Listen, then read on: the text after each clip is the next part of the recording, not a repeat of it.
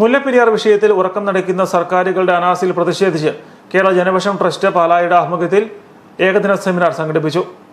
ആനുകാലിക രാഷ്ട്രീയവും മുല്ലപ്പെരിയാർ വിഷയവും എന്ന വിഷയത്തിൽ നടന്ന സെമിനാർ മോൻസി ജോസഫ് എം.എൽ.എ ഉദ്ഘാടനം ചെയ്തു. അതിന് ഒരു മുടക്കവും കൂടാ. ഇപ്പോൾ ഉള്ളതിനേക്കാൾ കൂടുതൽ ആളുകൾ വെള്ളം കൊടുക്കുവാൻ കേരളം സന്നദ്ധമാകുക, അവർക്ക് അവരുടെ ആവശ്യം നിറവേറ്റി കൊടുക്കുക, കേരളത്തിലെ ജനങ്ങൾക്ക് സുരക്ഷ ഉറപ്പാക്കുക.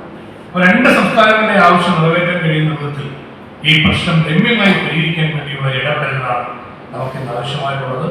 അതിനുവേണ്ടിയുള്ള ചർച്ചകൾ ഔദ്യോഗിക തലങ്ങളിൽ നടക്കുന്നു, പാലായിൽ നടക്കുന്ന ഈ സെമിനാർ. തീർച്ചയായിട്ടും നിങ്ങൾ അതിലൂടെ ഇന്ത്യയുടെ രാഷ്ട്രപതിക്ക് ഭീമകർമ്മി സമർപ്പിക്കുന്ന ഉൾപ്പെടെയുള്ള കാര്യങ്ങൾ സംഘടന മുന്നോട്ട് വെച്ചിരിക്കുന്ന നല്ല കാര്യങ്ങളാണ്.